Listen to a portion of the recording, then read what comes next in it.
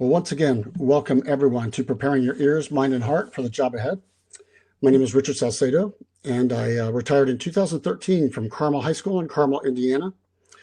Spent 30 years there building that program, and then turned it over to my former students. So I'm a very proud papa right now as they're continuing to do great things at Carmel.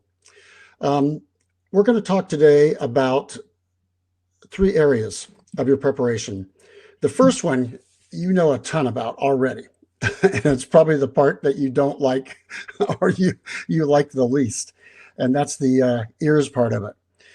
But whether we like it or not, we have to be ready listening wise when we get in front of our groups or whether we get in front of that first elementary music class, we got to be ready to go. So we're going to start today talking about the ears.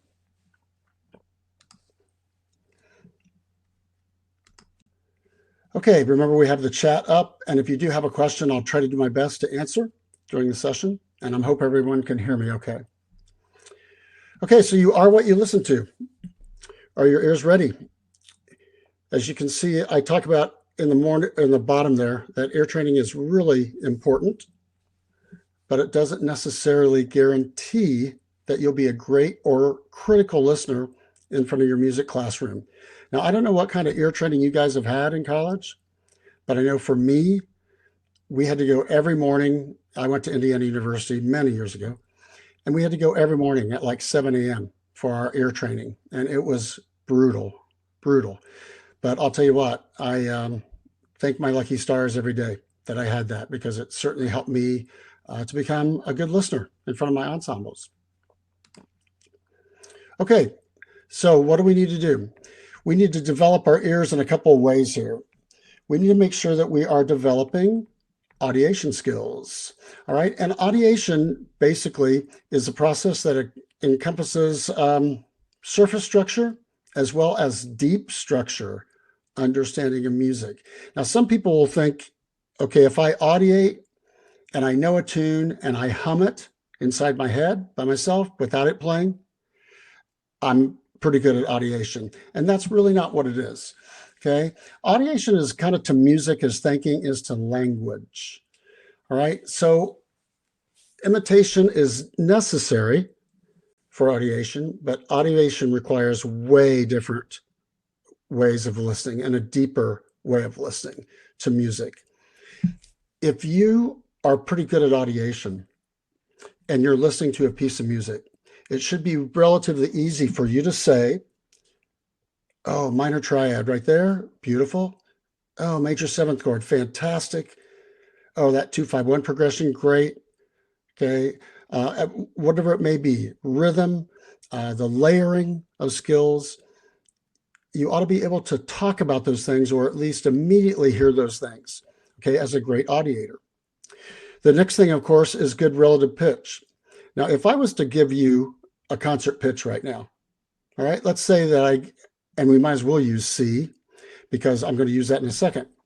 But if I gave you C and then I played something for you in the key of C, let's say I played a couple of intervals. If you have good relative pitch, you should be able to use that C to easily figure out what intervals I'm playing, what scale I might be playing, what chords I might be playing, etc. All right. So along with audiation skills, we've got to have a good sense of relative pitch. Number three, a discerning ear, All right. Really, really important. And simply meant when you're in front of your ensemble, are you really hearing it all? Okay. And obviously we don't listen to it all at once, but can you select whatever you want to select and hear it for what it is? And hear exactly how it's being performed, and then be able to react to it, obviously in a positive, constructive way to make it even better. Okay, but we have to be able to hear errors. We have to be able to hear intonation issues. We have to hear if the group's not together. All right, so discerning ear, very, very important. And we have to have active listening skills. If you're actively listening to a piece of music, right, very simply, you may be sitting there with your earphones on, or your earbuds on, whatever, and I used to do this all the time, where I would just put on my headphones and I'd listen.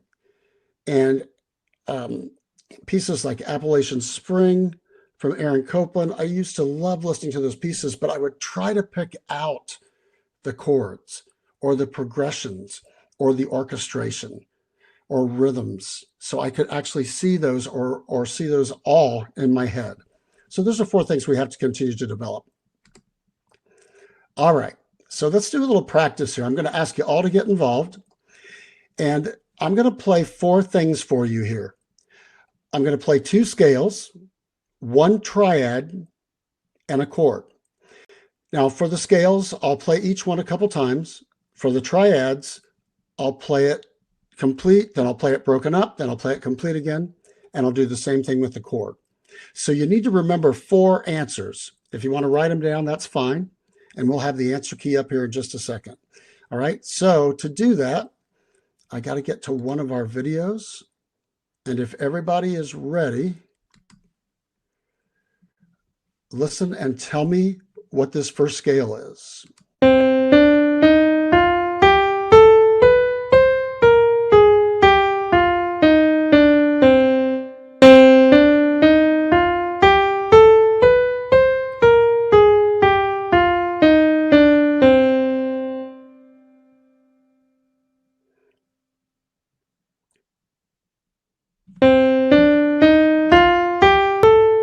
So that's your first scale. What scale is that? Another one coming up.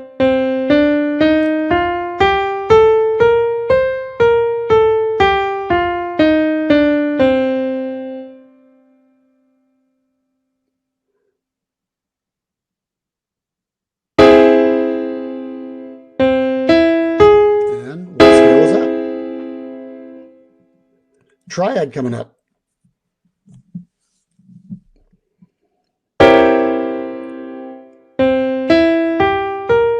And what triad was that? What kind of triad?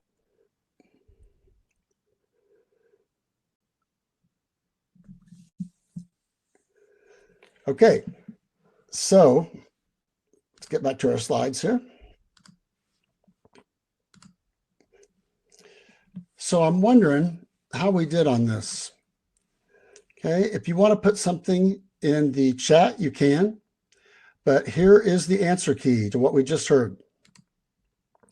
The first scale we played was a C melodic minor scale. The second scale was a C Dorian mode. The triad was simply an augmented triad, major third and augmented fifth. The chord was a dominant 7th with a flat 9. Now they all started from C. So that would have been C, E, G is the triad, B flat is the dominant 7th, and then D flat would have been the flat 9.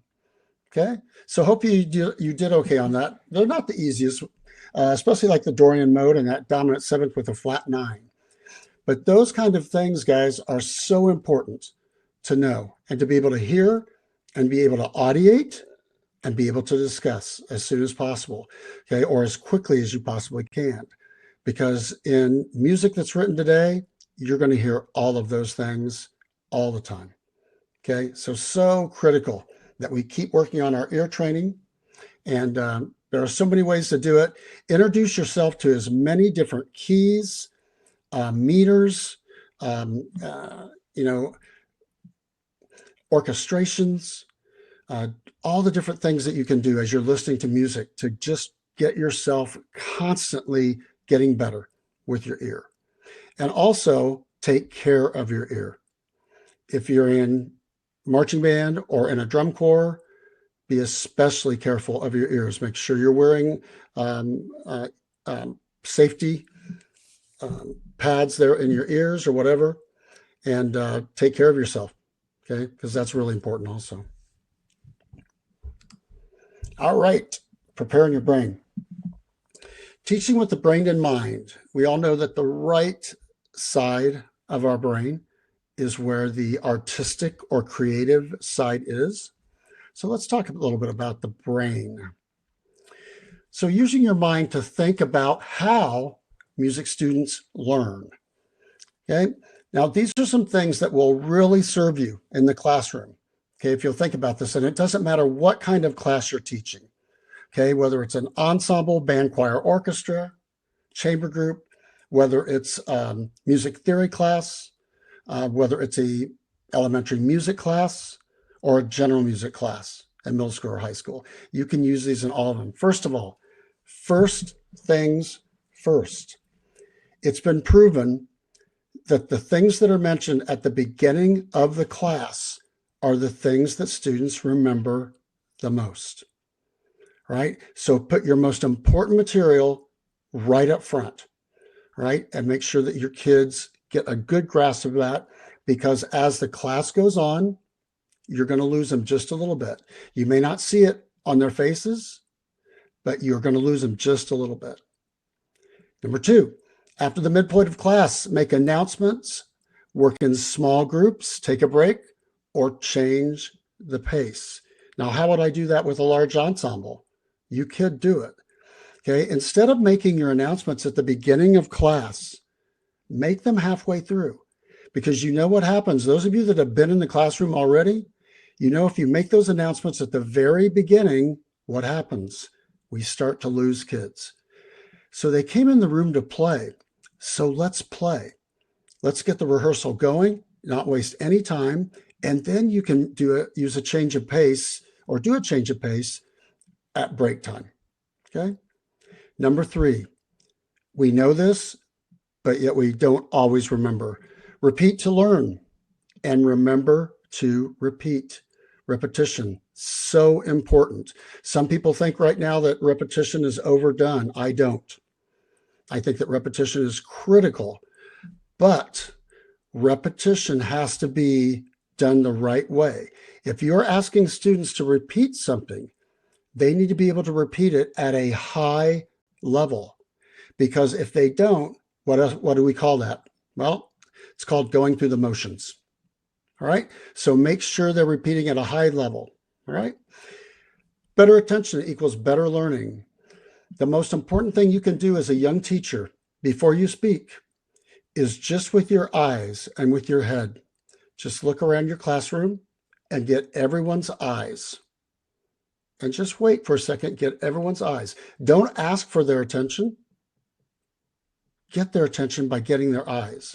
Okay, you'll be amazed at how quiet the room will get and how strong you'll start that class. Always connect new learning to previous learning.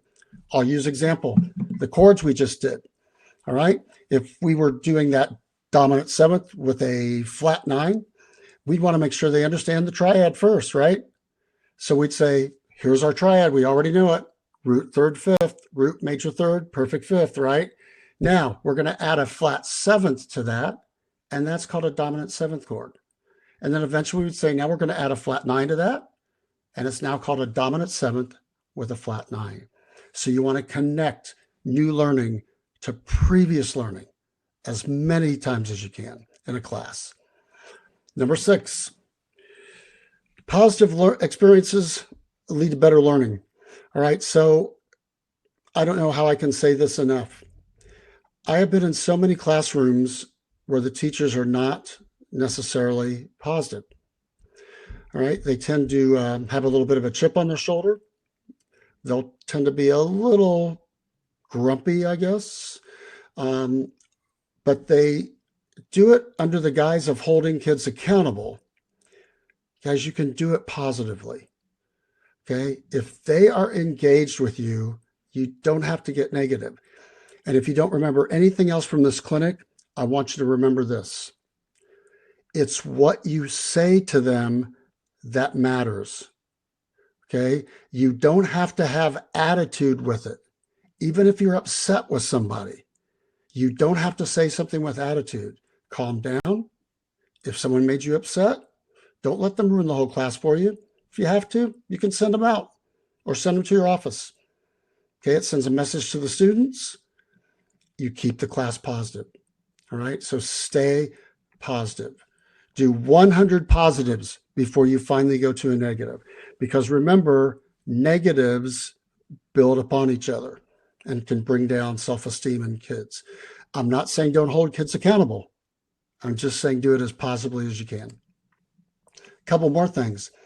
Actively engage students. There's lots of ways that we can do this. Obviously, show choir, marching band, they do it because they're moving. They're moving.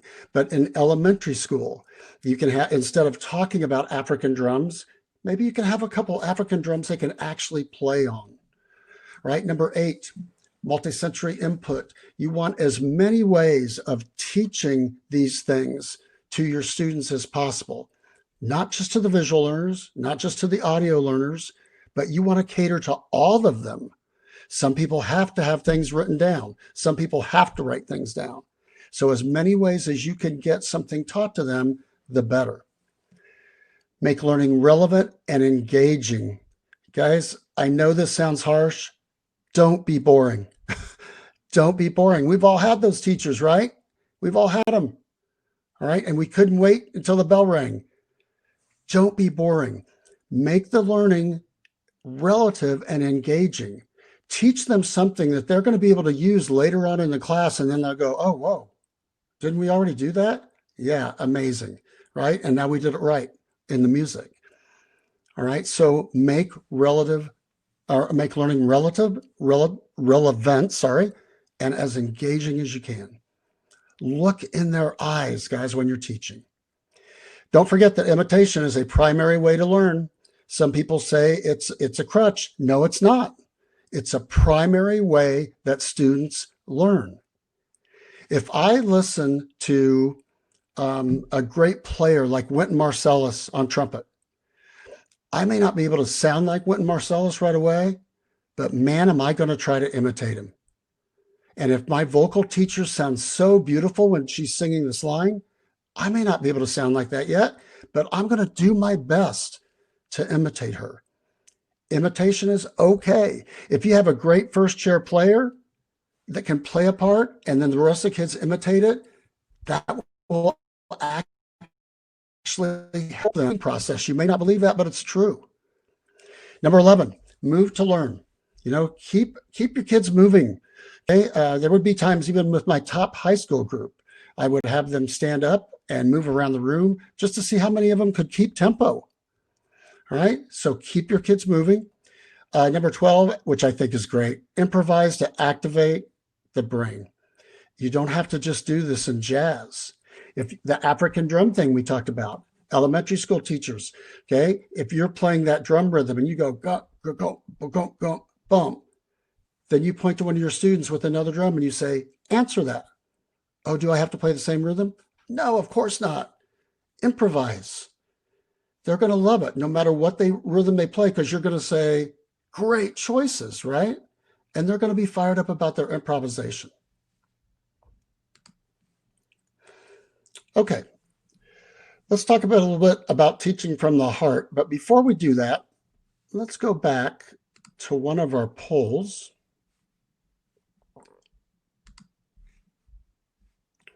Let's see. Okay, here we go. Now I'm starting the next poll for you. And the question is, at what level of music education do you currently hope to teach? Okay, so take a look at those. Yeah, thank you for getting involved right away there. Well, a lot of high schools. And some people still trying to decide. All good, all good. I see a few elementary music people.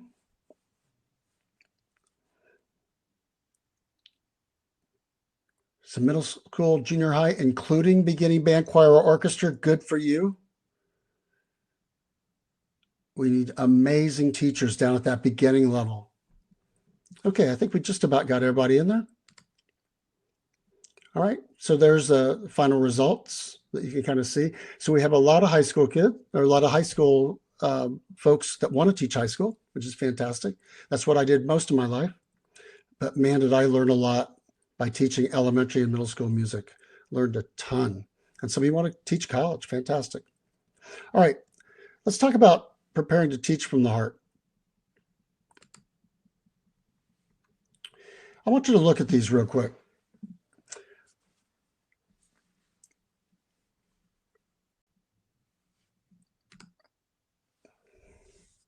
So, what urban students say about good teaching? I have some former students that teach in the middle of Manhattan, New York, in the middle of New York City. And when I hear their stories about what they deal with versus what some of us deal with um, out in the more rural areas or suburbs, it's amazing how different it is.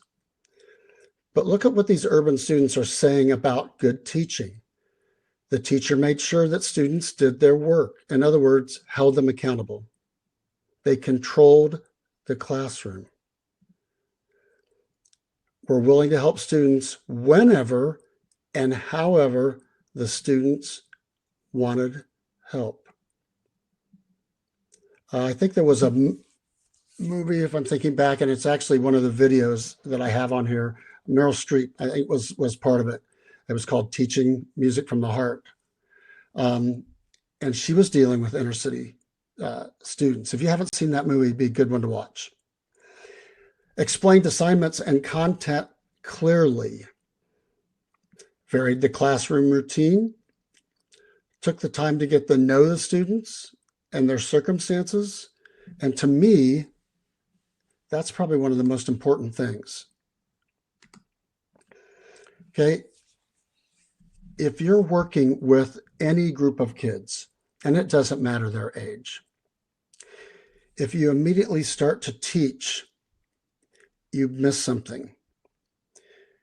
You've got to know something about each one of your students, because if we don't, and I'm sure you've heard this before, but I've had this happen to me.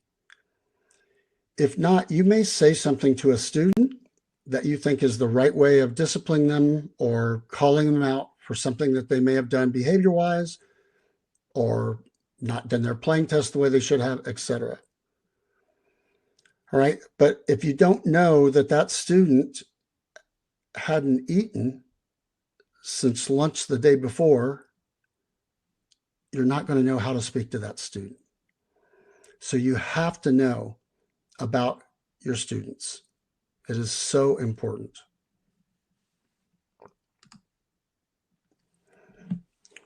So challenges exist in all socioeconomic settings, which I know you know, at all ages and for all people. They may be different.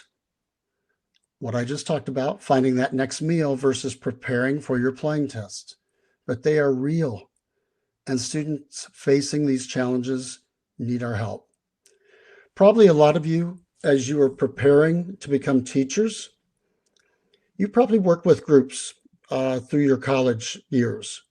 You probably went out and did some field work where you maybe did some sectionals or you did some private lessons, things like that. You may have run across an experience or two where you had a problem student that just was never going to be like the rest of the students in the group. And I'd be interested to know how you handled that. Because if you handled that probably what I would call maybe the correct approach, okay, you probably took a few minutes to pull that student aside and say, you know, I've noticed you're struggling a little bit. You know, what can I do to help? Now, the old method used to be just simply getting on that student in front of the other students to pull him or her into line, right? Not so much now. It is so important that you recognize these kids as individuals. And you're like, Salcedo, this is going to take forever. And you're right. It's going to be worth it. It's absolutely going to be worth it. If you will take the time to actually get to know something about each one of your kids, okay, you won't believe what that will mean to them. And when they have problems, okay, they're going to come to you, sometimes even above their parents. I had kids do that all the time because they trusted me, and they'll trust you. And they'll come to you, and you may be a little uncomfortable depending on what the situation is. But if you need to refer them to a counselor or if you need to have a counselor in the room with you, all good. But I'm telling you, If you do your job, those kids are going to trust you as much as they trust anybody in that school. And if they do face some challenges outside of the classroom, they're probably going to come and talk to you about it. Okay, so learning to deal with that is so important. Remember that we don't just teach music, we teach young people music. They trust us to develop their musical skill, but we have to be ready to help them develop life skills. Okay, now I'm going to tell you a quick story. This is a student that was in the Carmel band program, and his name was Kyle. He came to me before his freshman year, before he joined band. And he said, Mr. Salcedo, I really want to be in the marching band at Carmel. And I'm like, great, Kyle, what instrument do you play? And he said, I play saxophone. I said, okay, all good, you're in. He goes, well, is there not an audition? I said, no. I said, anyone that wants to be in the marching band can be in the marching band. That's the way we do it at Carmel. And he goes, I have to explain something to you. I was born with my left foot being a little bit shorter, my left leg being a little bit shorter than my right foot. So I have a tough time moving. Okay. Same way as if he was going to be in choir, he would have a tough time doing choreography. And I said, Kyle, it's okay. We'll make it work. We'll figure out a way. And he kept shaking his head saying, I don't think you understand. What happened when he got into the band is I went to some of our leaders and I said, Kyle's going to have problems going from point A to point B. I want you guys to help him figure it out. And they did. Okay. They would say, Kyle, instead of taking this route, you're going to take this route and we will meet you there. It was so cute, actually. It was awesome. So let me tell you what Kyle's doing now. He got his doctorate in saxophone performance from University of North Texas in Denton, Texas. He has a quartet which plays all over the world. And he is one of the private teachers for one of the big school districts outside of Dallas, Texas. So look at him just dealing with that. And that's the problem that he had with his feet. You know, people were willing to say, it's okay. We're going to make this work. All right. Simple way of just helping people deal with some of their life skills. Social emotional learning. You've all heard of this, SEL. SEL helps to provide students with skills to confront their life challenges by being self-aware and socially aware and to make responsible decisions. Scott Edgar is going to be presenting a clinic later on in Conn-Selmer Institute, and I hope you'll check it out because his books are amazing. Why is this important? As an ensemble teacher or as a teacher of elementary music, it is so important because the problems that you're going to have 9 times out of 10 are not musical. They're going to be with attitudes. They're going to be with what those kids go home to after school every day. You're going to be dealing with some of their life issues. And if we can help them to be leaders through SEL, and I've seen this happen and it's amazing, if we can help them become leaders and learn to confront their challenges by being really aware of what's going on, as well as socially aware, and they can make their own decisions. First of all, that helps our students. Secondly, that saves you so much time in the classroom. All right, so you may think, well, how can I get to music, Richard, if I'm going to do these things? I guarantee you, if your kids know they care, or kids know that you care about these kind of things, and if they know you're willing to help them with these life skills, they're going to work their tails off for you musically. No doubt about it. No doubt about it. But just remember, when you get into your first year of teaching and you find that kid sitting in the back of the class that isn't engaged at all, never puts up its instrument, never opens his mouth to sing, okay, sits like this when he's playing his violin, go easy. Take a day or two, talk to him or her, find out what some of those issues are. Because you may be, believe it or not, one of the first people that's asked him what's going on in the last month.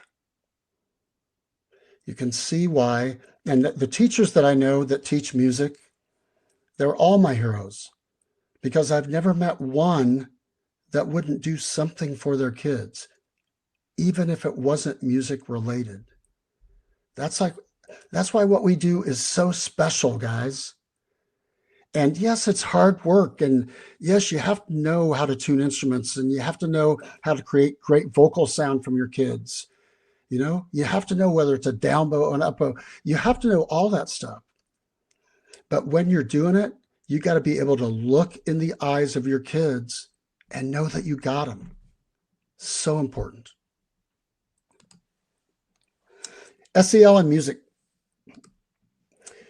Here's how you can help develop those skills in your kids. I'll try to go through these quickly here because I know we're getting closer. Encourage them to set their own musical goals. Now, think about that for a second. When you went to school, didn't you feel like your teacher pretty much set the goals? Well, why not let the class set their goals for the year, for the next concert, whatever it may be? Have them all as individuals set their own musical goals. Have them write a little or letter to themselves saying, by the time we get to this concert, I'm going to contribute to this ensemble by doing this and this and this. Let them set their own musical goals. They're developing SEL skills. Let them come up with solutions for individual and group errors. How many times do we as teachers hear an error and we cut off the group and we're like, oh man, flutes, wrong note. Come on, guys, we're in E flat, not in G. But how about looking at the flutes and going, flutes, what did you just hear? They're going to put their hands up. You call on one, they're going to say, oh man, we really missed that A flat concert, Mr. Salcedo. Do the rest of you agree with that, flutes? Yeah. So, okay, so flutes, show her, the one that just told us what was wrong, show her fingering for A flat. They all hold up their instruments. The kids took care of all that. And the person that answered that question is now providing the leadership, feels like $1 million. Next, provide solutions for dealing with performance anxiety. Some kids get really, really nervous. I was one of them.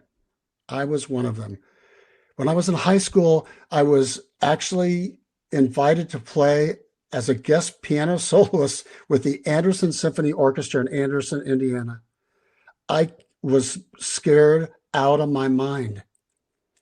My choir teacher, my band director, my piano teacher all got together and taught me how to calm down before I went out. They taught me how to calm down in the middle of my performance. They taught me how to smile during my performance. Next, show examples of the power of music for social change. Boy, couldn't we use that right now? I'm just a big believer, guys, that if we had more music in this world and more people had a chance to be musical as part of their upbringing, some of these things going on in our crazy country right now would not be happening. But we can change those things. I've seen it happen. We can change those things. All right, so show them examples of how music changes lives. I just told you about Kyle. There's a perfect example of how music changed his life. Provide opportunities for leadership, self-expression, and creativity. If you are the director of an ensemble, have a leadership team. Have a leadership team. You can do it however you want to do it, but the leaders have to be servant leaders. They have to understand that their goal is to serve everybody else in the group, not to boss them around, but to serve everybody else.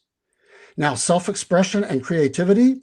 If you're a choir, band, or orchestra director, first day, say, how many of you think you might be interested in learning how to write music for choir, band, or orchestra? You know you're going to see a couple hands. Okay, well, you know what? I think we're going to start a club after school. So, and those of you that would like to learn to write, and guess what happens, guys? All of a sudden, this club is doing a performance at the end of the year with either a band, choir, orchestra, with something they wrote. Okay, I mean, how cool is that? You think kids are going to drop out of music after doing that? No way. To teach from the heart. And this is another way of the same thing we've all heard forever. To teach from the heart, you got to show students that you care before showing them what you know. If you can immediately stand in front of a band, which was my main gig, and you within 5 minutes could get them perfectly in tune on an F concert to start the day, then man, you are my hero. But if you get that band perfectly in tune, or that choir to sing with the most gorgeous resonant sound, or those violins and string instruments just vibrating beautifully, but the kids walk out of your classroom and they don't have goosebumps, that's a problem. That's why it's so important that you get to know these kids.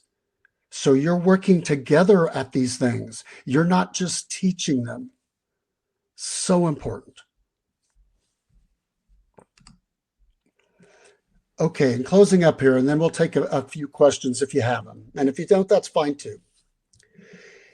In closing, use your ears to encourage students to listen.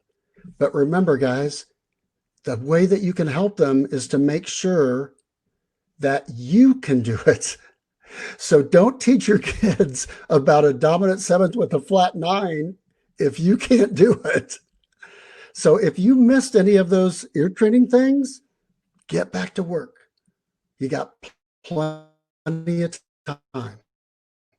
Especially you got plenty of time.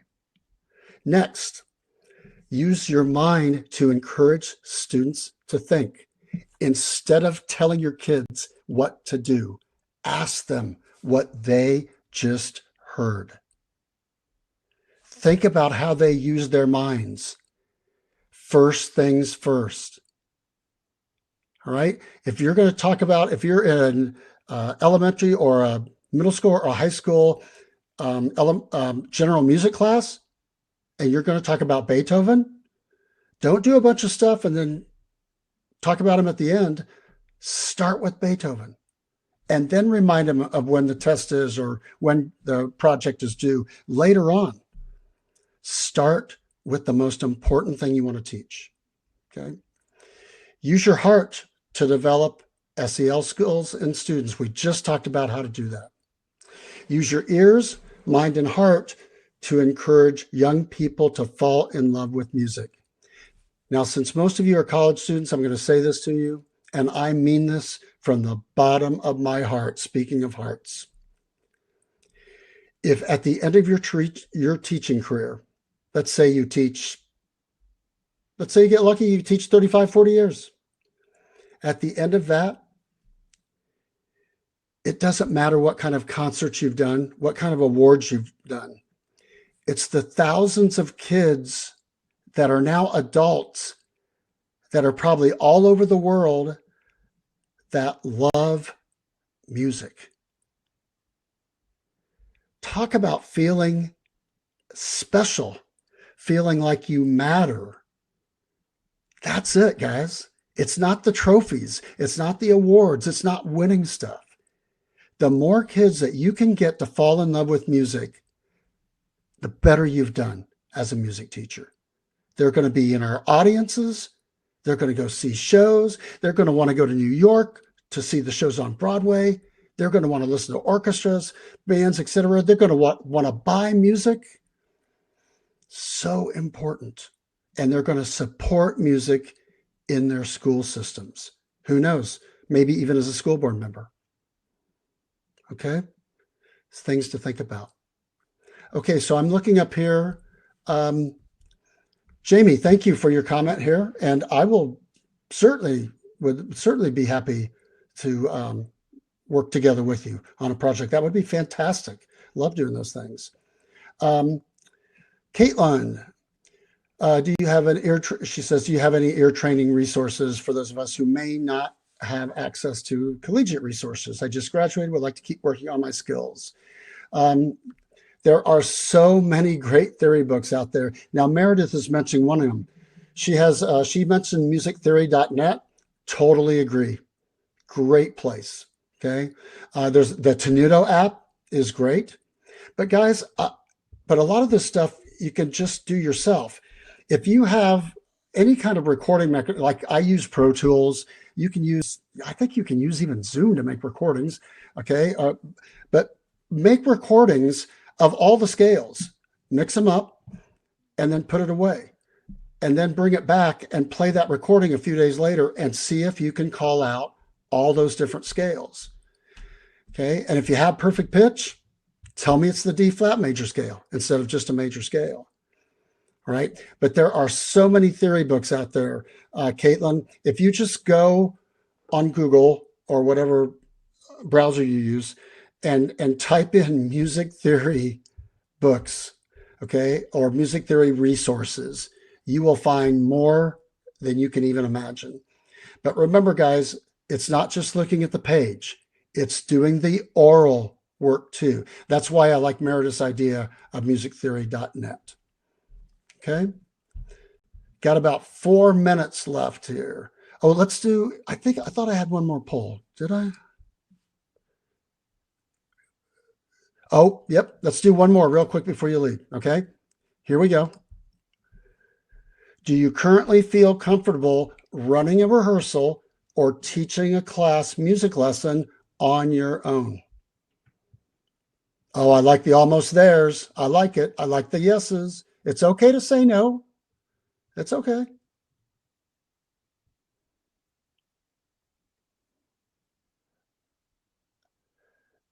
Those of you that said no, thank you for being honest. Go watch master teachers teach. Even if you have to get in your car and drive, even if you're a freshman or a sophomore in college, go watch great teachers teach. Okay. And I could name a million of them for you. I'll name one. Greg Bim, Marian Catholic High School, just outside of Chicago. Drive there and watch him teach. Ask first. I guarantee you he'll say yes. Mike Pote at Carmel High School. Amazing. You know, and I can talk about the band stuff. I'm sure the choir folks who come up with some people for choir and orchestra, you know, go watch Sue Hahn if you're orchestra. Oh my gosh, go watch Sue Hahn do rehearsals at Baldwin Wallace College. He's amazing, absolutely amazing. Watch great teachers teach. You'll be able to run rehearsals, no problem. Those of you that are almost there or feel like you are there, good for you. Those of you that said yes, I still want you to go watch great teachers teach.